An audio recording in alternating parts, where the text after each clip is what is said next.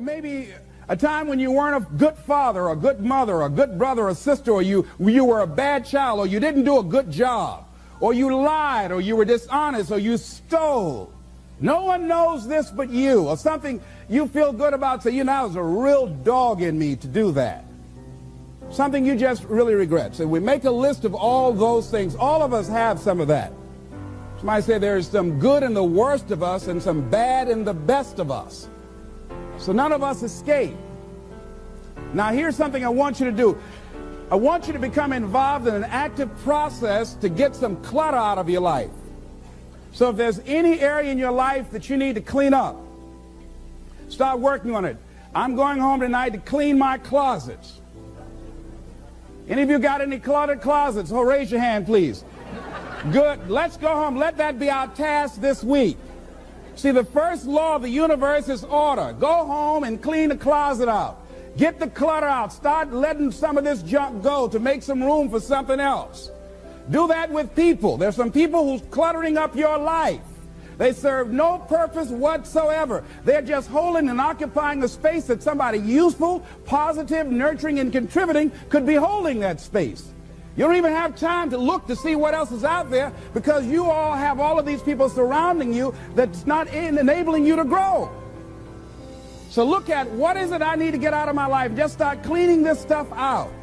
Getting the drawers together, your dresser drawer, just getting stuff together. Just get them together. Maybe your car. I got to clean my car too. Got a lot of stuff in there. I live in my car. Can't put anything in my trunk. I got all kind of little things back there.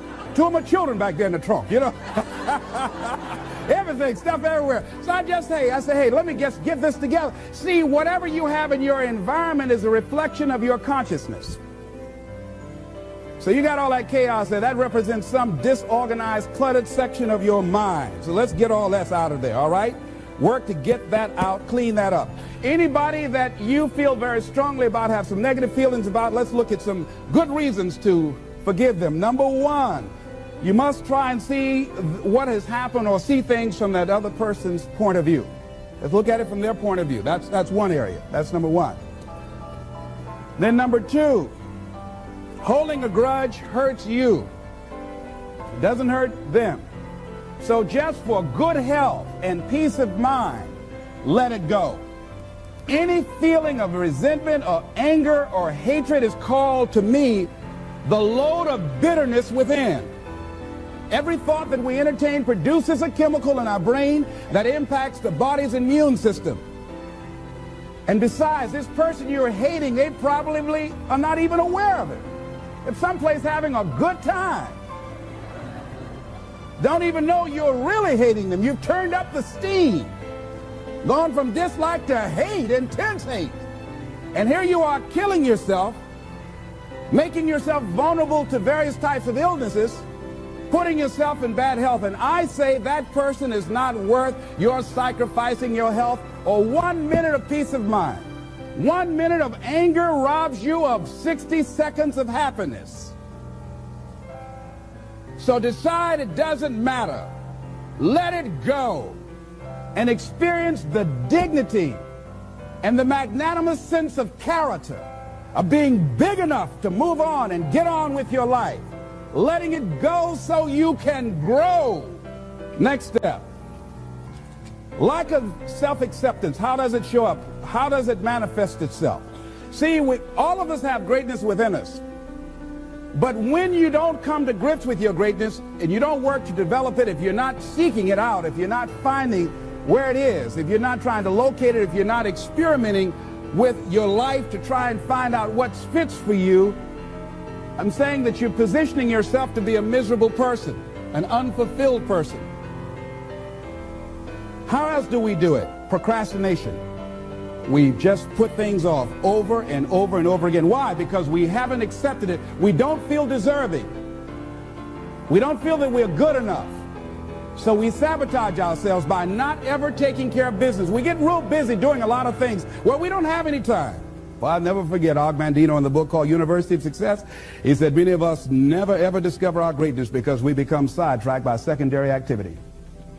We start doing so many things, we just give our time away until we don't have any time for ourselves or any time to do the things that we want to do. And every time you put it off and move it back, oh, I'll do it one day, oh yeah, I'm going to get to it.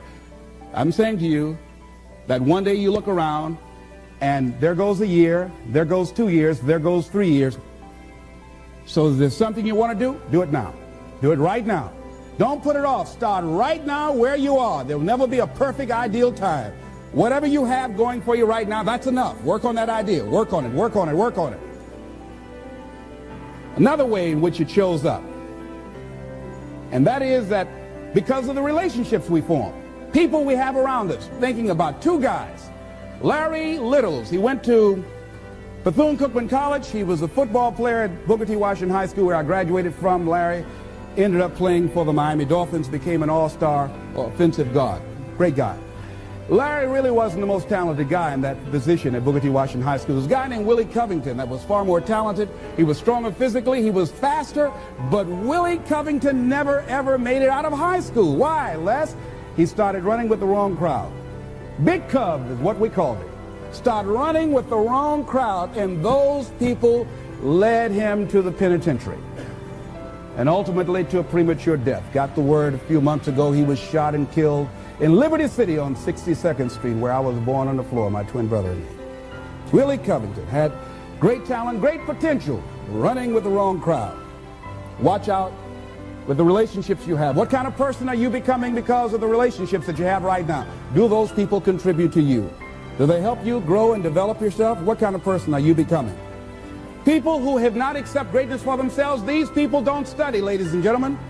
These people don't study. They don't have time for personal growth and development. They don't have time to work on their minds. No, they don't have time for that. Too busy for that. People can affect us. Our peers can affect us. Our environment can affect us. Just working consciously to overcome the poverty consciousness that I was raised in. The feeling constantly of saying, Les Brown, you deserve this. There's no need for you to be afraid. It's not too good to be true. It's true because you've earned it. The old-fashioned way, you have worked for it. But every once in a while, it comes up when I least expect it. My heart starts beating fast. And I start questioning myself and doubting myself. And I have to catch myself. You've got to be consciously conscious. So let's look at how we can begin to evaluate our self-esteem, our self-approval. Number one, to determine the height of your self-approval, it's important that you evaluate yourself, because you know you quite well, but it's almost impossible to do it totally by yourself. You must get some caring feedback. Find somebody close enough to you that has observed you or been around you that you value their opinion, and ask them, how do they see you? How do they rate you in terms of your self-esteem? And then compare what you have with what they say. See, there are things many times that people can see in us that we can't see because it's a blind spot. If I were to be talking to you and my breath is offensive and you don't tell me, and then I go around, not only do you know, everybody else around here know. And then when I'm walking toward people, they say, oh, Les, I'll be right back, you know. And I don't know why people say, well, Les, we thought we wanted you to come to the party, but you can't come. Now, all you had to do, just tell me, say, Les, you need to gargle with some ammonia or something, you know? Have you ever smelled someone's breath and didn't tell them, raise your hand if you don't know? So we all have those blind spots. We have those areas of our lives that we need to get some caring feedback. We need some coaching. We need someone to let us know that. And now, why don't people just volunteer that? One, they don't want to hurt your feelings. One, they don't want to embarrass you. But see, there are some people you know they don't want to hear it. They're going to argue with you. They're going to become defensive. If you're one of those people, just decide to shut up and listen.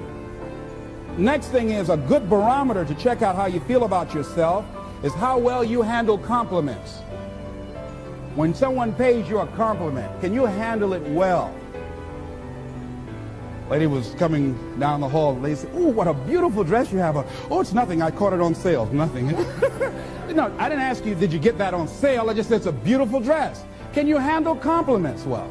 That's a good barometer about your self-esteem. Can you handle criticism well? Can you give criticism? Next thing is, what are your expectations?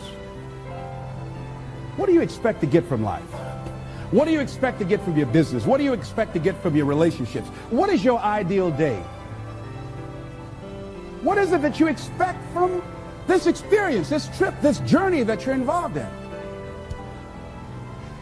People that have a strong sense of self-approval, they have high expectations for themselves and from life and from others. See, a lot of people don't expect much from life. So they don't shoot for much. They're not preparing for much. A lot of people are just showing up in life. A lot of people just get up in the morning and they go through the day, they go to the job just to pull a check down, watching the clock coming in. So you want to be a different kind of person as you forward your life. You want to get something out of this. If you're going to do it, it's worth your time, your energy. You've got some expectations from this. I do not let people waste my time. Someone want to meet with me, excuse me, what is this dealing with? I want to get to the bottom line. Because if it does not measure up to my expectations, I'm not going to invest my time. I don't have the luxury to waste time. I'm expecting some great things from life. And so I have to spend some time working on myself and developing myself. So examine your expectations versus your wishes. Some people wish they could do better, but some people expect to do better. Where are you on that?